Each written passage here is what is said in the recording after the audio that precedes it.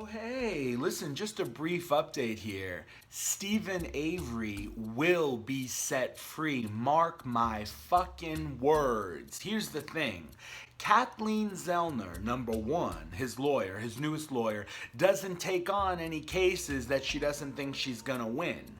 Number two, somebody who's been convicted of murder doesn't keep on doing all of these things if they are guilty. Now let me back up for a moment.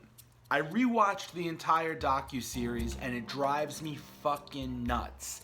I get it. If the cops legitimately think that they're planting evidence to ensure that the guilty party goes to jail, I understand it. I understand it. If we all saw someone commit a crime and we had an opportunity to make sure they did the time for their crime, I think that a lot of people might do it. So I get it. But what if he's not guilty? That's the whole big thing here. All right, let me back up even further. I just watched the Amanda Knox documentary on Netflix. I gotta watch it again because I don't know that much about that case and it is only 90 minutes long, but it boils down to one thing, in my opinion.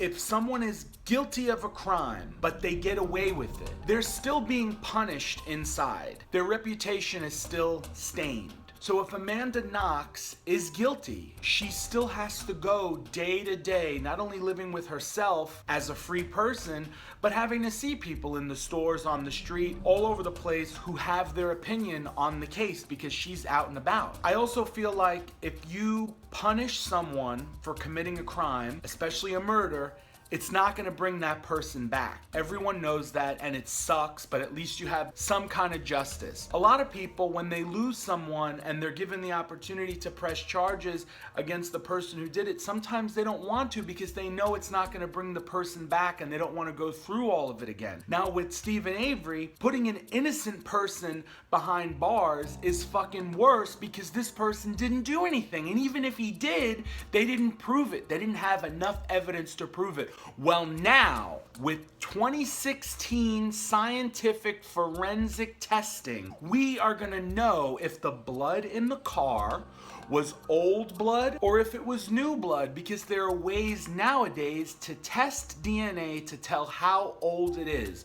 We also have another loophole with the Avery case. So if Stephen Avery killed Teresa Halbach and he had his bleeding finger that they have photos of and they know he was bleeding, we don't doubt that he had a cut. Why isn't there any mixed blood? Why isn't Teresa's blood mixed with Stephen Avery's? Well, I'll tell you why, because they didn't have enough time to think through that part of the framing.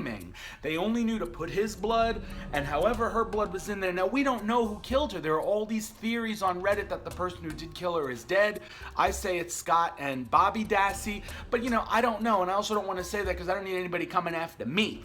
But why wasn't Teresa's blood mixed in with Stephen Avery's blood? Plus, we're also going to find out whether that bullet casing belonged to any of the bullets that belong to Stephen Avery and that go in Stephen Avery's guns, any of his guns. They're gonna be able to test that. All of the evidence on Stephen Avery was planted. Mark my fucking words. All right, just to wrap it up, Kathleen Zellner has been seen traveling with a media crew. So when you watch any interviews of her, sometimes they ask her, who's this media crew you're traveling with? Who's this crew? Who's this camera crew? She denies traveling with anyone. Here's the thing. It's the Netflix crew. They're filming season 2. We all know that. The press just wants to know why is she cooperating with the Netflix camera crew. And I'll tell you why. This is a hot case. This is probably the biggest case of her career. Of course you want it documented. Of course she's agreed to be on season 2. She's not doing it for fame. She's already very well known, probably very rich, and she's passionate about her job. Now, season 1, because of the passion of the viewers and scientists from all over the world who have reached out to Kathleen, who have reached out to the lawyers and said, how about this type of test?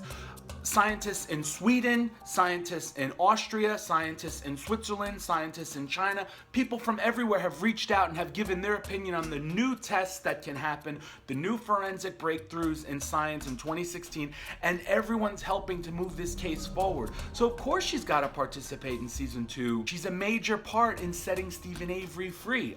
If you watched my last video, I gave the Avery salvage yard a call, spoke to Chuck Avery. He told me Brendan Dassey probably getting out any day now. And I'm really grateful and hopeful that this happens soon, because 10 years of your life wasted in jail. This is bullshit. I said in another video that maybe this was the right track for him because he's smarter, he's got a degree now or a vocational skill. I take all that back. Nobody belongs in jail for a crime they didn't commit for one day, let alone 10 fucking years. Get him out. Also, when Brendan is free and when Steven Avery is free, the family has to have a meeting, pool their money, sell the salvage yard, and get the fuck out of Dodge. We're leaving Manitowoc County. We only want to look at them in the rearview mirror. Adios. Thanks for watching. I appreciate it. Give me a thumbs up. Give me a thumbs down. Haters gonna hate. Click the X in the corner if you don't want to see the video. I should have said that at the beginning. Thanks for watching. Be sure to subscribe for more, and I'll see you soon.